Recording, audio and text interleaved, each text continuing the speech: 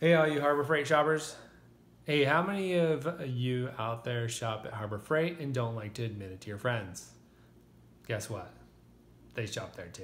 Let's not worry about that.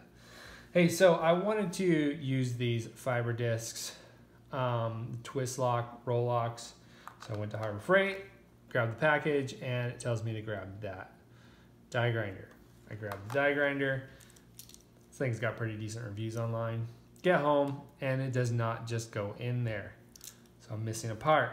Go online, find out that I was also supposed to buy this backer.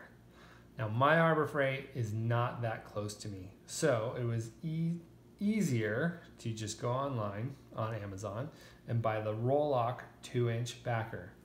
It's got the 1/4-inch stem on it, so it fits right in. I go ahead and